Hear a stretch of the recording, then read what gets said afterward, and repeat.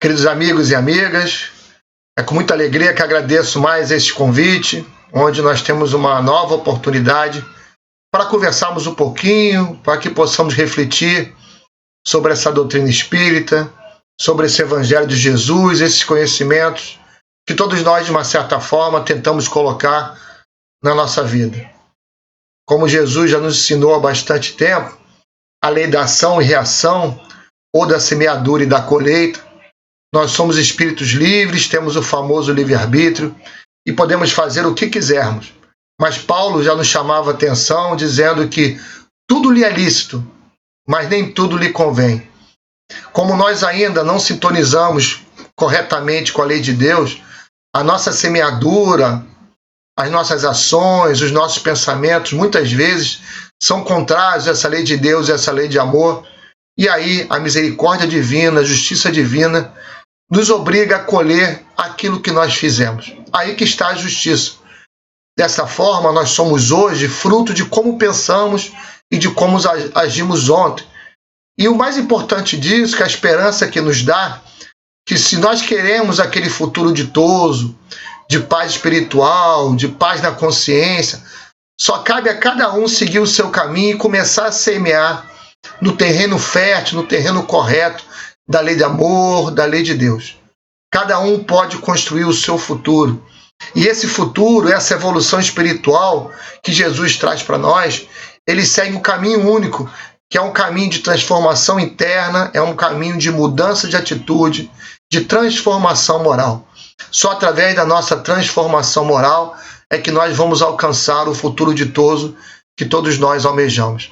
E é esse objetivo que Jesus nos trouxe e é esse objetivo que o Espiritismo espera de nós. Que a gente aproveite todo esse conhecimento, toda essa doutrina para colocar na ação, nas nossas atitudes, no nosso pensamento, de forma a ajudar a nossa evolução e a evolução daqueles que estão à nossa volta. Nas reflexões de hoje, nós vamos tratar um pouquinho sobre como estamos sendo fiéis a Deus, como estamos retribuindo essa fidelidade que Deus tem para todos os seus filhos. Eu vou lá no livro Jesus no Lar, é o livro de Francisco Cândido Xavier, pelo espírito de Neo Lúcio. Esse livro, ele conta várias passagens do estudo do Evangelho que Jesus fazia na casa de Pedro, junto com os apóstolos, junto com os seus seguidores. E no capítulo 28, ele trata de uma historinha chamada de Resposta do Alto, né?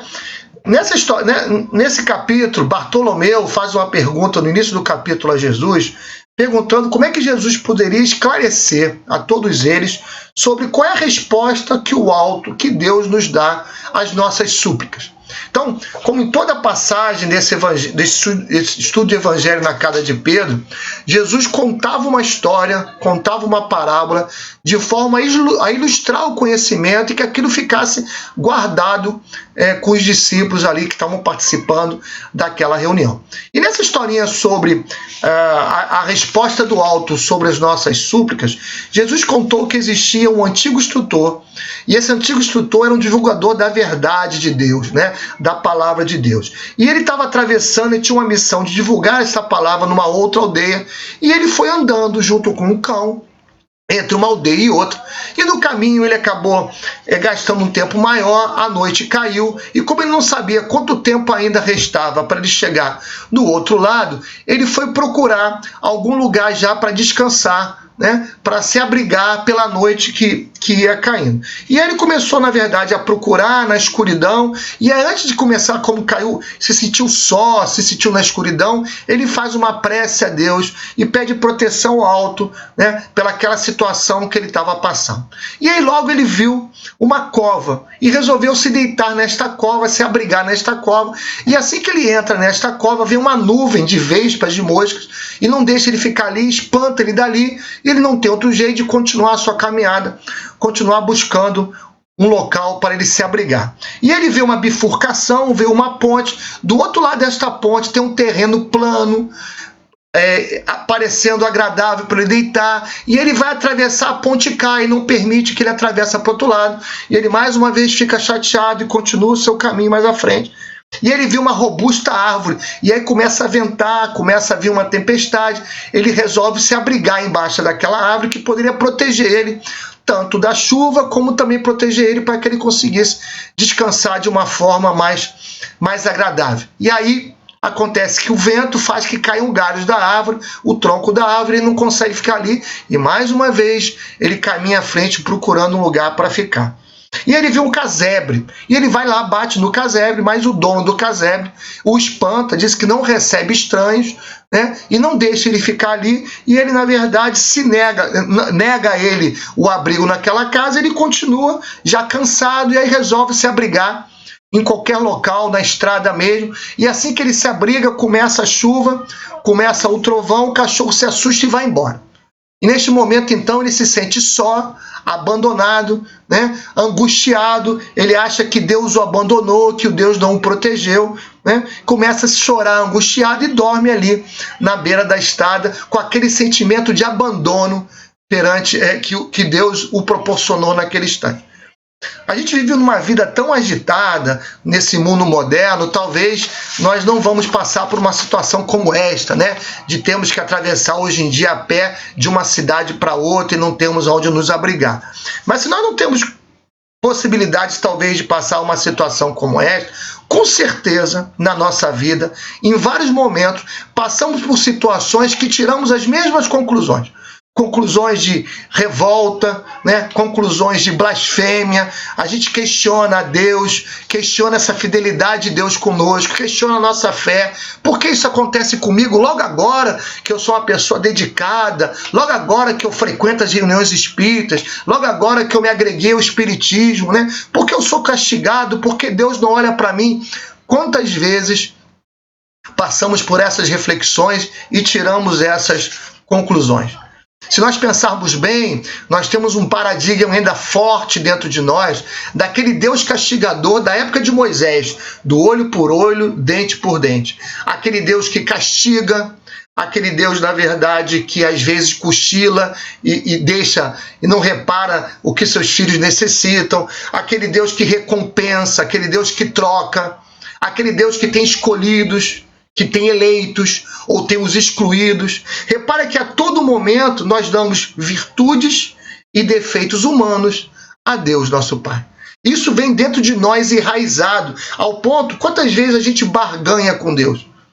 O Espiritismo nos mostra, como qualquer outra religião nos mostra, que o objetivo da religião, como falamos no início dessa nossa fala, é a nossa transformação interna, é a nossa mudança de atitude.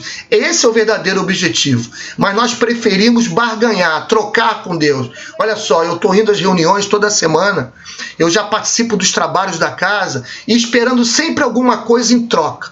Como se eu estivesse fazendo uma coisa por fazer e esperando que com isso eu receba algo em troca de Deus na minha vida. Quando na verdade não é este o objetivo e não é assim que as coisas acontecem. Um exemplo que eu sempre trago no livro Libertação de André Luiz. André Luiz vai numa missa e ele narra o que ele vê naquela missa. E o principal, na hora da comunhão, da hóstia, né? E a hóstia, na verdade, na Igreja Católica, ela funciona como sendo o nosso passe nas reuniões espíritas. E ele descreve como a hóstia é iluminada, como aquilo ali irradia energia, né? Como aquilo ali tem capacidade de dar um banho de energia nas pessoas que ali recebem, sintonizados com aquilo. E aí está a diferença.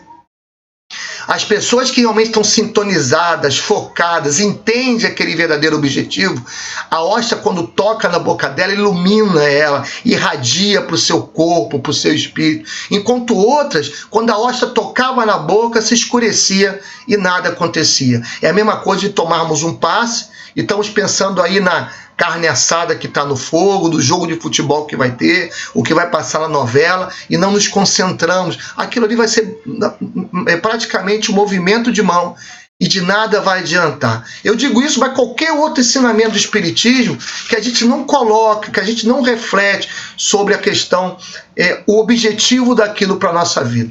Aconteceu uma coisa comigo uma vez, já faz bastante tempo, mas em certa oportunidade da minha vida, eu estava fazendo várias atividades na casa espírita que eu frequentava, né? E por questões profissionais, eu tive que abandonar algumas dessas atividades. E aquilo, de uma certa forma, me angustiava muito. E aí uma vez eu fui numa reunião que eu não costumava ir no horário que eu não podia ir, mas nesse domingo eu consegui ir, participei da reunião, no final fui tomar um passe. E fui tomar um passe com uma pessoa que eu não conhecia, não tinha muito contato.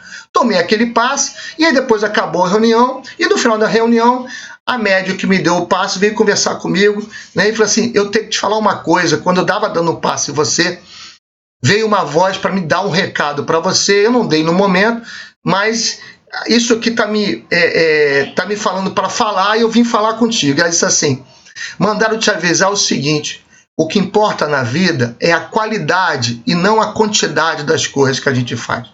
É isso que a gente tem que refletir um pouquinho, né? As atividades que fazemos na doutrina espírita, no centro espírita ou fora dela, temos que focar qual está sendo a nossa qualidade, o nosso alinhamento, a nossa fidelidade a essa doutrina. A fidelidade já está no momento certo de nós, de uma vez por todas, consolidarmos essa nossa fé, de nós sermos fiéis a esse Deus de amor que constantemente já nos traz exemplos, nos mostra na nossa vida como a todo momento nos ampara, nos ajuda, nos fortalece, nos guia. E a gente vai lá no livro Boa Nova, de Francisco Cândido Xavier também, pelo espírito de Humberto de Campos, e no seu capítulo 6, o título do capítulo é Fidelidade a Deus. E ele tem um parágrafo que ele diz assim, o mundo está cheio de crentes que não entendem a proteção do céu, senão nos dias de tranquilidade e de triunfo. Não devemos pensar no Deus que concede, mas no Pai que educa. Não no Deus que recompensa, mas no Pai que aperfeiçoa. Então, primeiro ponto aqui. A gente acredita em Deus, a nossa fé é forte quando tudo está bem. Na primeira topada, na primeira unha encravada, vem a revolta, vem a blasfêmia. O segundo ponto é que a nossa evolução espiritual é educação, é aperfeiçoamento, requer objetivo, força de vontade e esforço para transformarmos este homem velho que está dentro de nós, que ainda está sintonizado com coisas que não fazem parte da lei divina. Mudarmos essas nossas atitudes e paradigmas requer esforço, requer dedicação. Vivemos hoje em dia num ambiente conturbado. Na verdade, o ambiente terreno sempre foi conturbado, porque os espíritos que aqui vivem ainda necessitam de grande evolução espiritual. Vivemos num mundo de provas e expiações. Às vezes temos a sensação que o ambiente atual, o mundo moderno, ele está muito pior do que no passado, mas hoje nós temos aí as telecomunicações, a internet, uma gama imensa de informações a todo instante da nossa vida. Hoje sabemos on time, no mesmo instante que acontece do outro lado do mundo. Isso traz, às vezes, uma sensação ainda que a gente está perdido, que o mundo não evolui. Quando a gente olhar um pouquinho para trás, a gente verifica como o mundo vai evoluir. Desculpa, como o mundo já evoluiu. É claro que ele vai continuar evoluindo. A humanidade já alcançou alguns patamares de evolução. Tem muita coisa para melhorar ainda. Mas temos que tomar muito cuidado com esse temor, esse medo, né, que contagia.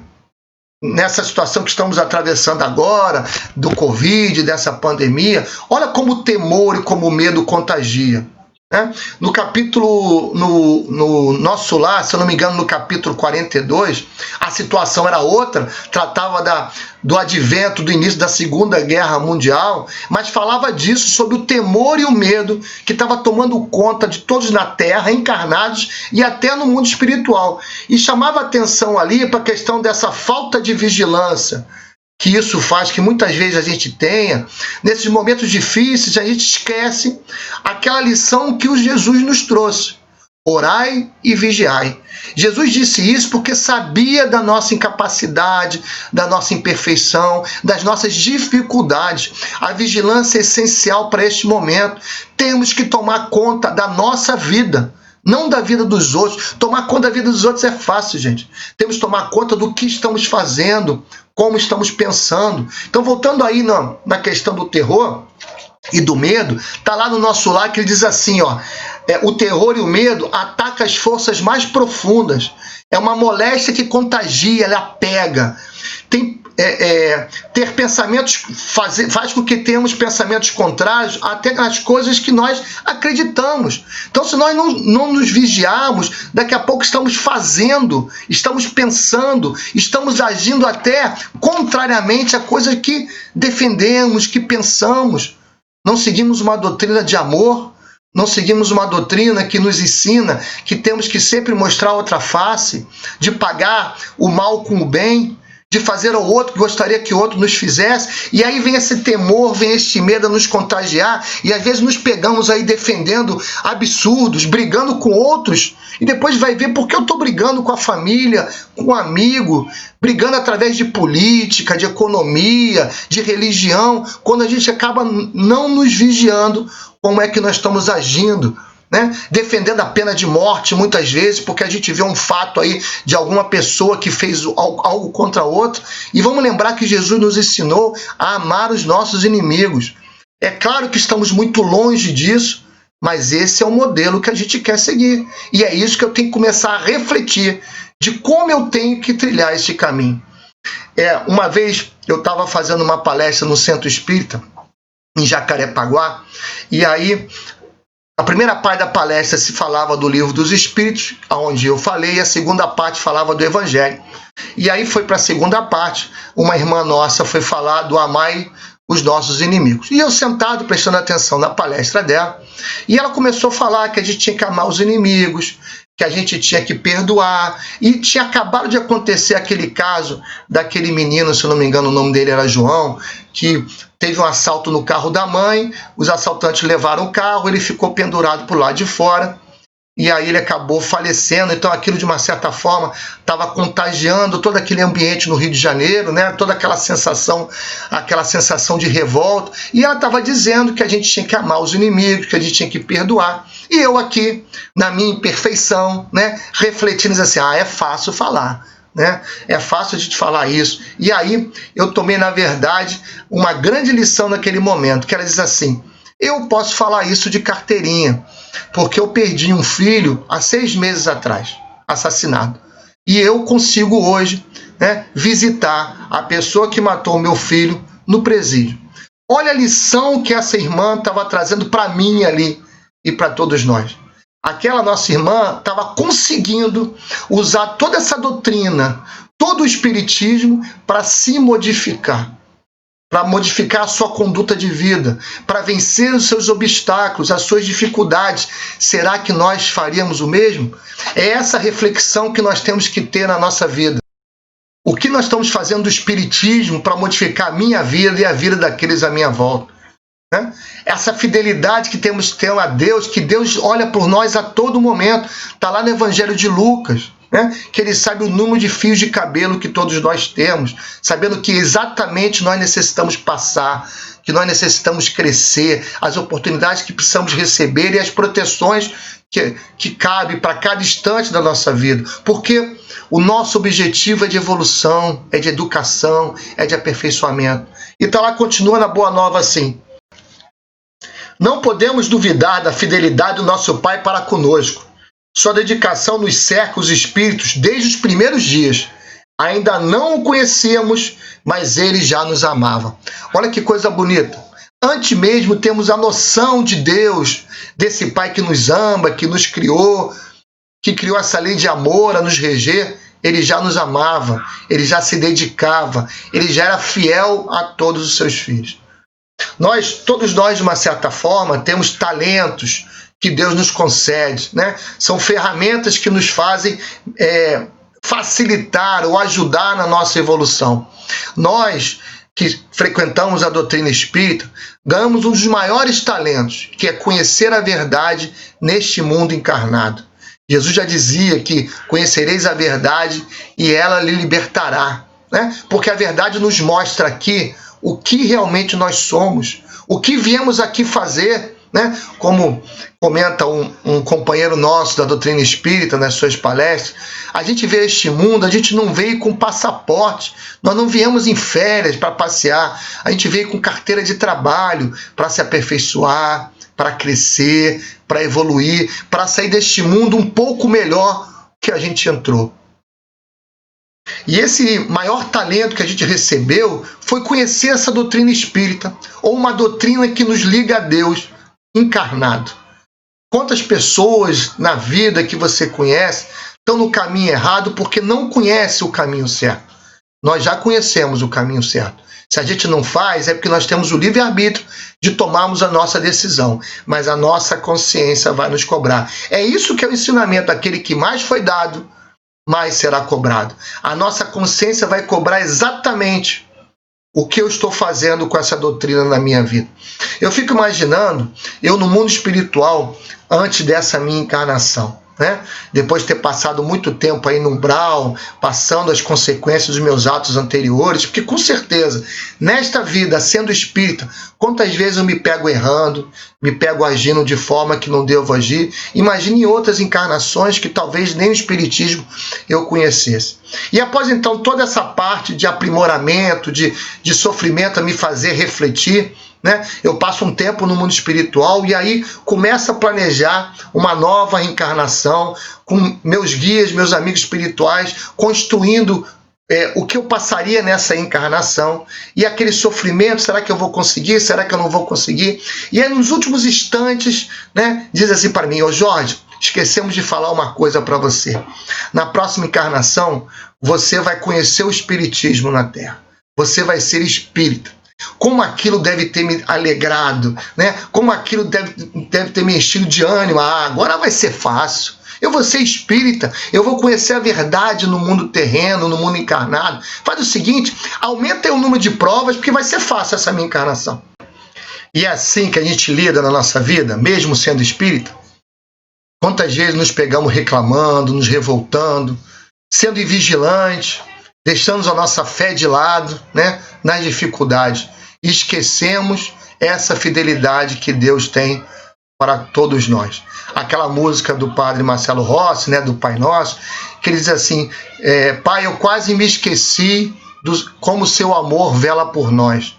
Essa é a nossa vigilância, é essa retribuição de fidelidade que está no momento de nós nos tornarmos vigilantes e devolver isso para com o Pai.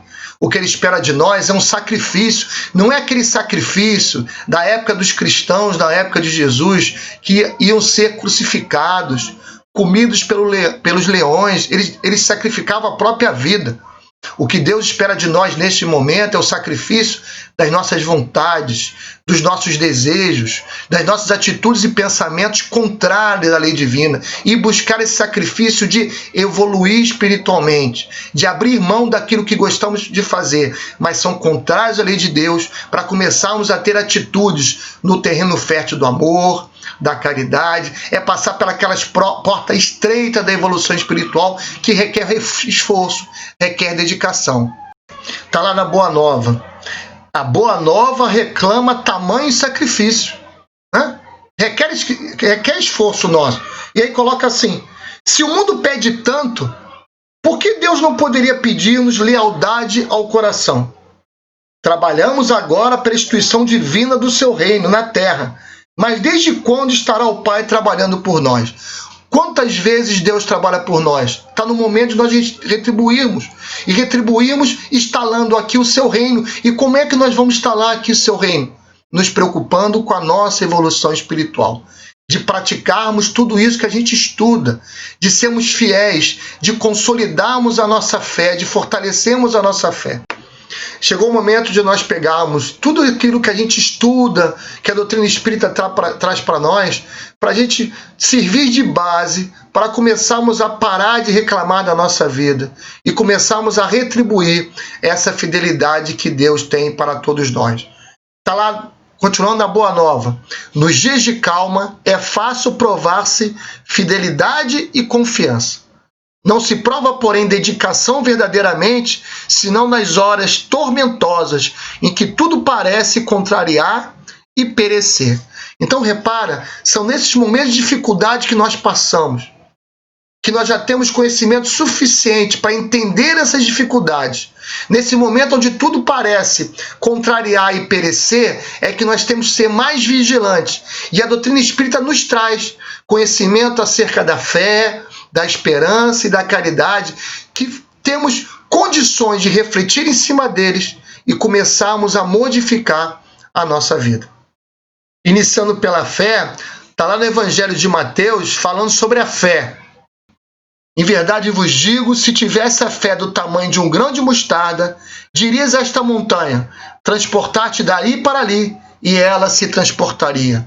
E nada vos seria impossível. Então, é óbvio que essa figura de linguagem de transportar montanha, mas nos mostra, se a nossa fé fosse do tamanho do menor grão que existe, que é um grão de mostarda, nada seria impossível na nossa vida. E é assim que nós temos que consolidar a nossa fé. A fé raciocinada trazida por Kardec, uma fé que fala ao nosso coração, que fala ao nosso sentimento, que nos movimenta, nos esforça, nos coloca a nos esforçarmos, a dedicarmos tempo, esforço à nossa evolução espiritual. Então, já que é a fé raciocinada que Kardec defende, vamos fazer um raciocínio em cima de tudo que a doutrina nos traz para a gente consolidar, fortalecer esta nossa fé. Nós sabemos já que nós temos um Pai de amor, um Deus de amor. Jesus traz um outro Deus para nós. Não aquele Deus castigador da época de Moisés, mas um Deus que nos ama, um Deus que nos compreende, que sabe exatamente o que temos de bom, o que temos que nos modificar, e vai nos trazer sempre oportunidades de crescimento.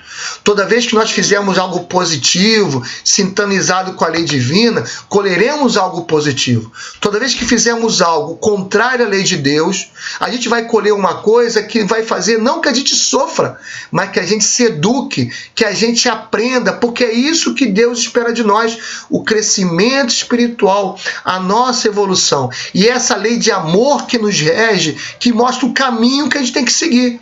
Se a gente pegar lá o livro dos Espíritos, onde a gente tem as leis naturais, onde são divididas em vários capítulos, tudo aquilo mostra a lei de amor de Deus agindo em várias dimensões da nossa vida. Até na destruição. A destruição é uma reconstrução, é um renascimento, é o amor de Deus agindo na nossa vida. É essas reflexões que nós temos que fazer. Um segundo ponto é que nós acreditamos ou não na justiça divina.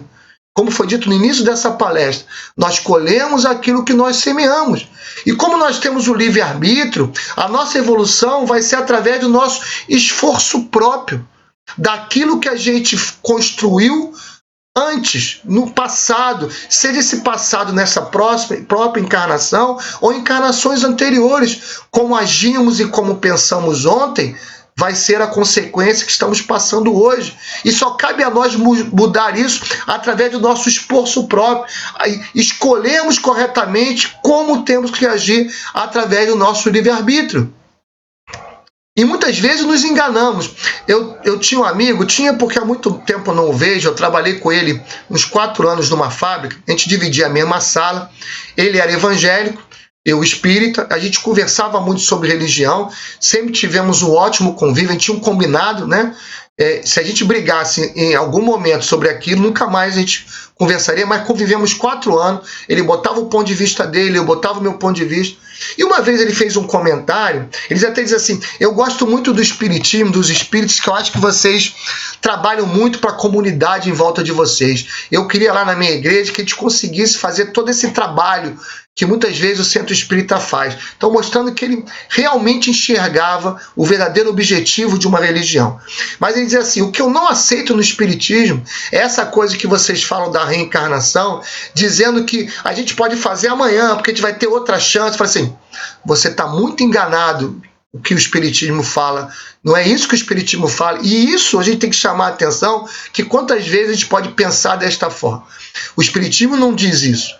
A lei da causa e efeito e a reencarnação nos diz que nós teremos sempre chance de alcançar a nossa evolução espiritual, mas sempre vamos colher as consequências dos meus atos.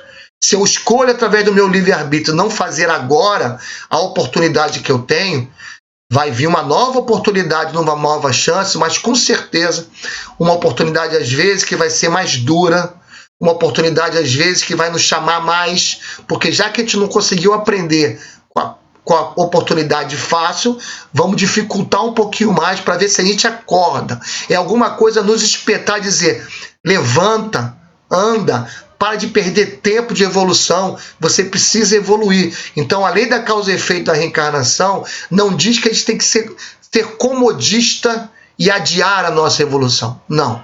Ela mostra que a gente vai sempre passar por aquilo que a gente fez. Então, se tenho que reclamar muitas das vezes da situação que eu estou atravessando hoje, o único responsável sou eu. Não é Deus que trouxe isso para a nossa vida. Fomos nós, através da nossa invigilância e de escolhermos o caminho errado, de tomarmos a decisão errada através do nosso livre-arbítrio, que trouxemos para a nossa vida a essa situação que eu estou atravessando. E cabe agora aprender com ela, de forma a não mais cometer este erro. Outro ponto importante que a doutrina espírita nos traz: quantas vezes nós programamos essa situação que estamos atravessando neste momento? Quantas vezes nós fizemos um planejamento junto com nossos guias espirituais, com nossos amigos, de passar em situações desta vida para aprendermos algo que necessitamos aprender?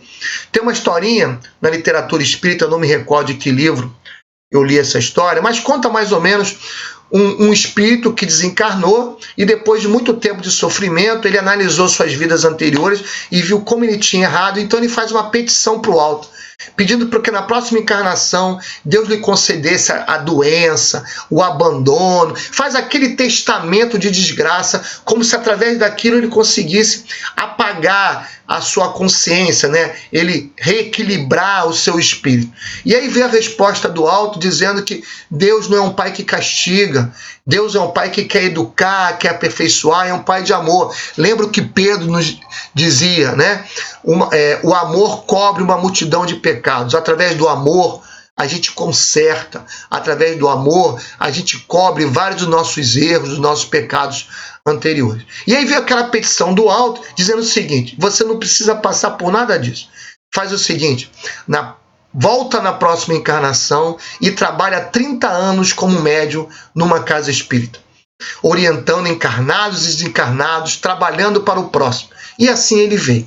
E aí o mundo espiritual precisou de ajuda numa certa região, disseram assim: procura irmão tal na casa espírita ali, que ele vai ser um médium, um instrumento para que vocês consigam levar essa ajuda.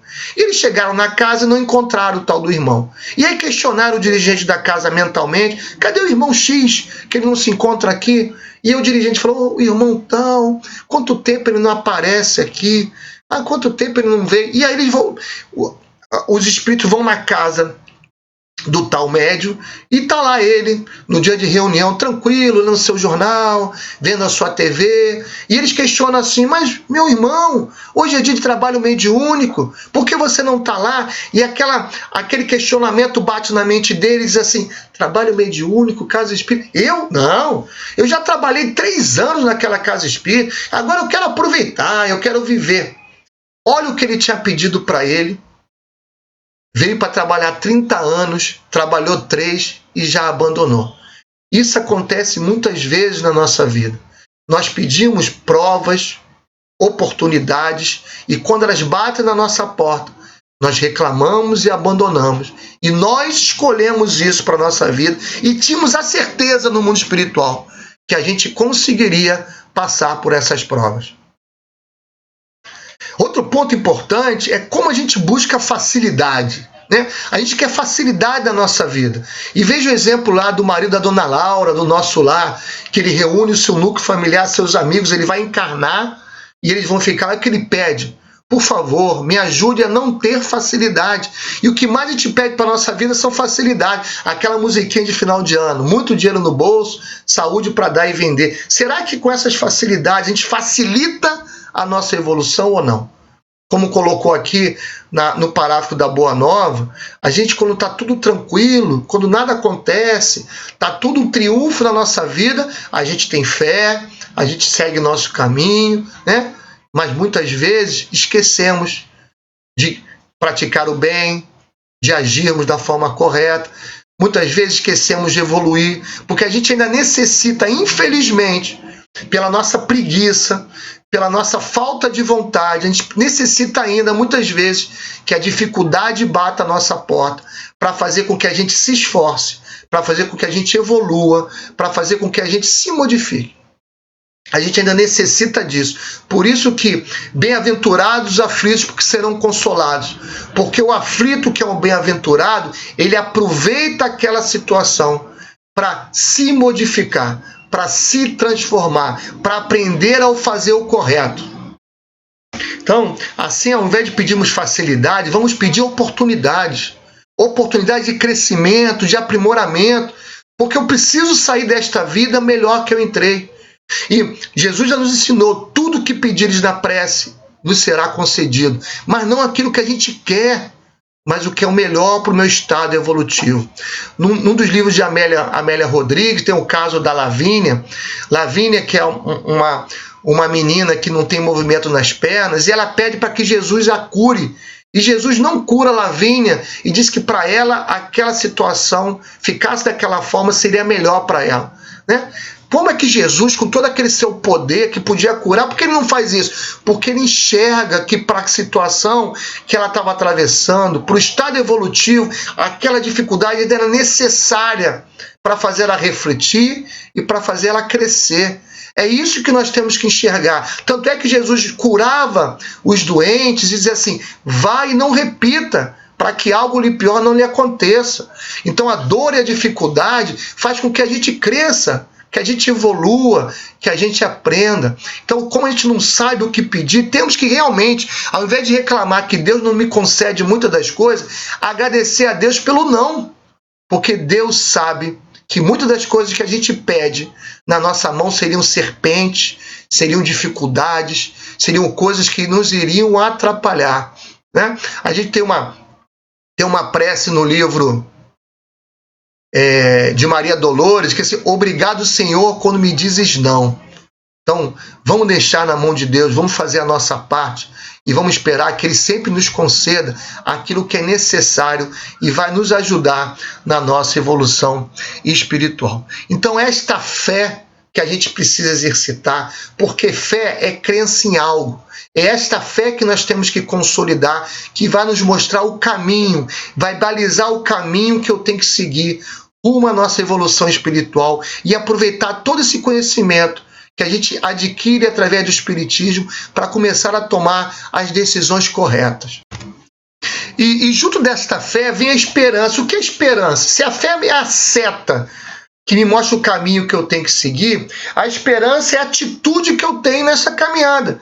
A esperança que me faz cair e levantar. A esperança que eu tenho é que eu sei, se eu seguir este caminho, se eu seguir essa trajetória, se eu fizer a minha parte, ajuda-te mesmo para o céu te ajudar, eu vou alcançar o objetivo tão esperado. Como Jesus nos disse, nenhuma ovelha ficaria perdida, né? Então é isso que nós temos que enxergar. Nós já sabemos o caminho. Eu preciso colocar força, objetivo na minha vida para caminhar com esperança, com constância nessa trajetória. Evoluir não é fácil, requer esforço. Evoluir, muitas vezes, traz dificuldades, faz abrir mão de coisas que gostamos de fazer, mas temos que fazer isso com um objetivo, porque sabemos que no final dessa estrada está a nossa evolução espiritual. O interessante disso tudo é que muitas vezes nós, que já temos todo esse conhecimento, que muitas vezes dizemos que conhecemos a verdade, não conseguimos caminhar enquanto outros, que às vezes criticamos ou julgamos, dizem, como aquele espírito está perdido, às vezes eles abrem seus olhos, aprendem e evoluem muito mais rápido do que nós, que já temos esse conhecimento. É aquela passagem do Evangelho que diz assim, que o Senhor tinha 2 filhos e pediu para trabalhar com eles na vinha. Um disse que ia, mas não foi. Outro disse que não ia, mas depois se arrependeu e foi. Qual dos dois é o pior nessa história? Nós somos aquele trabalhador que já dissemos, eu vou, já fomos, já estamos contribuindo na obra de Deus, já estamos ajudando Jesus nessa construção de um mundo melhor. Então essa esperança faz com que a gente entenda que não importa a situação que eu estou agora, se eu colocar como objetivo de vida, eu vou alcançar a minha evolução. Está lá no livro dos Espíritos, perguntando se nós podemos evoluir por conta própria, se a gente não precisa de ajuda. Assim, pode, o que falta muitas das vezes é força de vontade. Então temos que começar a ter força de vontade para fazer as escolhas corretas na nossa vida. Veja o exemplo lá do livro Sexo e Destino. Para quem não leu, é um excelente livro para ler. Mas o Sexo e Destino conta a história de duas famílias que vão se degladiando por séculos e séculos.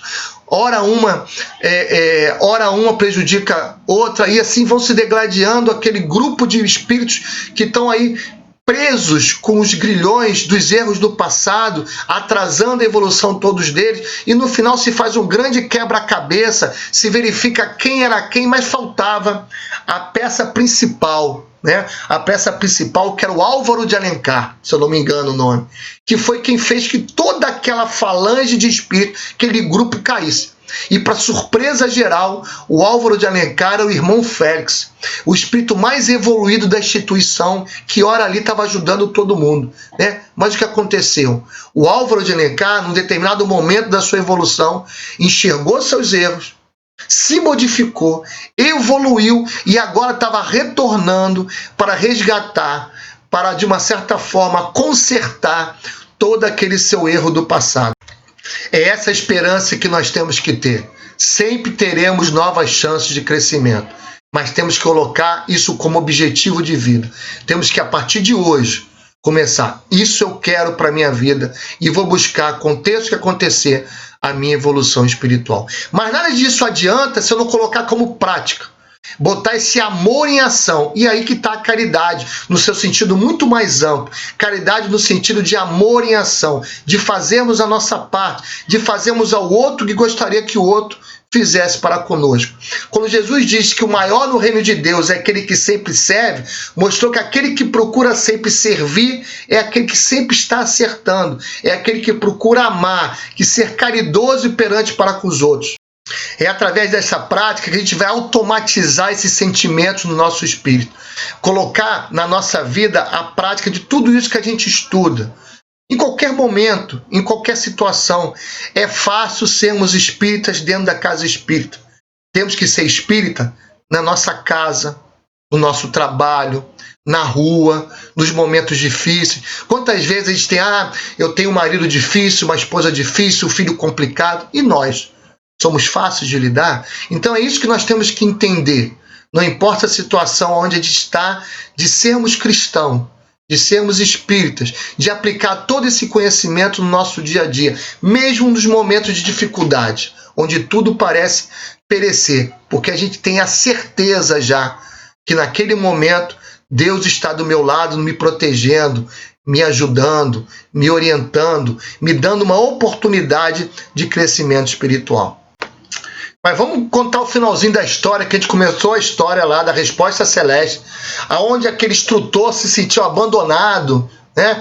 Procurou à noite uma cova, não conseguiu ficar na cova, embaixo da árvore, foi expulso lá do casebre, a ponte caiu e ele ficou sem um cachorro, angustiado com tudo aquilo. Eu vou ler o finalzinho da história, para a gente ver o que realmente aconteceu. Intrigado, esperou o alvorecer, e quando o sol ressurgiu resplandecente, voltou para o seu caminho, vindo a saber por intermédio de um camponês aflito que uma quadrilha de ladrões roubara a choupana onde lhe fora negado o asilo, assassinando todos os moradores. Repentina luz espiritual aflorou agora na sua mente. Compreendeu que a bondade divina o livrara dos malfeitores e que, afastando dele o cão que uivava, lhe garantiu uma tranquilidade de repouso.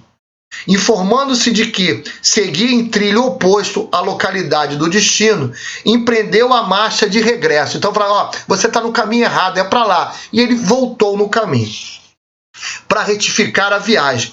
E junto à ponte que havia se rompido, foi esclarecido por um lavrador que aquela terra do outro lado não passava de um pântano, onde vários viajores imprevidentes haviam morrido. O velho agradeceu mais uma vez o salvamento que o pai lhe enviara, e quando alcançou a árvore tombada pelo vento, um rapaz observou que aquele tronco, dantes acolhedor, era um conhecido covil de lobos. Muito grato ao Senhor de tanto milagrosamente o ajudara, procurou agora a cova onde tentara o repouso e nela encontrou o ninho de serpentes. Endereçando agora um infinito reconhecimento ao céu, pelas expressões de variado socorro, que não souber entender de pronto, prosseguiu adiante, são e salvo, para o desempenho de sua tarefa.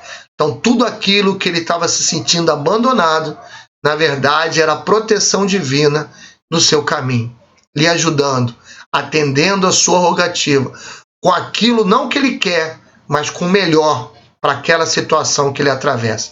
E Jesus conclui essa história com o seguinte parágrafo: o Pai ouve sempre as nossas rogativas, mas é preciso discernimento para compreender as respostas que ele dá e aproveitá-las. Quantas vezes na nossa vida passamos por situação semelhante? Depois só enxergamos mais à frente como aquilo que achamos que foi uma desgraça, foi uma situação difícil, como aquilo foi importante para a nossa evolução e foi uma grande ajuda para a nossa vida. Então, assim, chegou o momento então de fazermos as nossas reflexões finais, mostrando que já está no momento de nós colocarmos todo o nosso esforço, mesmo nessa situação difícil que todos nós estamos atravessando, muitas vezes nos sentindo abandonados, isolados, e realmente interiorizar que temos um Pai que nos ama, que é fiel para conosco em todo instante de nossa vida, porque quer o melhor para cada um de nós e que nós consigamos alcançar a nossa evolução. Então está na hora de nós nos sacrificarmos, e sacrificarmos no sentido das nossas atitudes, dos nossos pensamentos, de forma a colocá-los cada vez mais sintonizados com a lei de Deus. E para isso nós temos um grande modelo, que é Jesus. Jesus é este modelo que nós temos que tentar seguir. Ele, além de dizer, ele fez tudo aquilo e nos mostrou o que devemos fazer para alcançar a nossa evolução espiritual. Para fecharmos as reflexões, eu vou ler do Evangelho de Mateus, está no capítulo 6 do Evangelho segundo o Espiritismo, onde Jesus nos faz um convite. Vinde a mim, todos vós que estáis aflitos e sobrecarregados, que eu vos aliviarei. Tomai sobre vós o meu jugo e aprendei comigo, que sou brando e humilde de coração, e achareis repouso para as vossas almas, pois é suave meu jugo e é leve meu fardo. Jesus faz um convite que nesses momentos difíceis que passamos, onde tudo parece perecer, tudo parece nos abandonar, de estarmos isolados, de irmos a Ele, buscarmos aquilo que Ele nos ensinou, praticarmos aquilo que Ele espera que nós pratiquemos, o seu Evangelho, a conduta correta de um cristão, de fazermos o correto, de semearmos a lei de Deus, que é assim que a gente vai conseguir o alívio para a nossa alma, a evolução espiritual que tanto almejamos. Mas ele não diz que nós temos que abandonar tudo, não.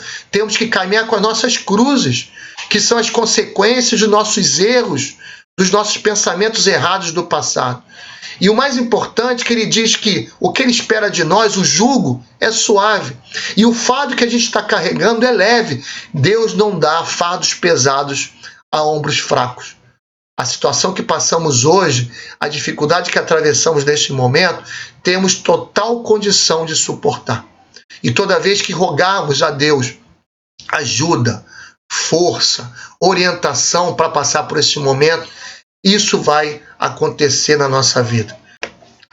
Fazendo aquela imagem de analisarmos a nossa vida e verificarmos a nossa vida como se fossem marcas de pegadas na areia de uma praia, e verificarmos, olharmos para trás que constantemente Jesus estava do nosso lado, tendo duas pegadas, uma ao lado da outra, a nossa e a do Mestre Jesus. Mas que nos momentos mais difíceis, uma das pegadas sumia. Então, ao invés de nos sentirmos abandonados, como se estivesse sozinho, na verdade, aquelas pegadas eram de Jesus. E nós estamos no seu colo, amparados por Ele. E seremos sempre amparados nesses momentos difíceis, quando nós exercitarmos e colocarmos em prática todo esse ensinamento trazido pelo Mestre. Para entendermos a situação, para aproveitarmos dessa situação para o nosso crescimento espiritual, para a nossa aprendizagem. É este momento que a gente tem que refletir e aproveitar disso para sairmos desta vida melhor que nós entramos. Mais uma vez estamos sendo convidados a conhecer toda essa verdade no mundo material, no mundo encarnado. Muitos são os chamados, mas poucos são os escolhidos. Quantas vezes fomos chamados de participar desse festim? Em outras encarnações, né? E quantas vezes nós não aproveitamos esta oportunidade?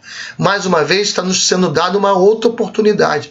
E para isso precisamos vestir a túnica nupcial. Vestir a túnica nupcial é colocar tudo isso em prática. É exercitarmos, é sermos espíritas, sermos cristãos na nossa vida, em qualquer momento que nós atravessamos.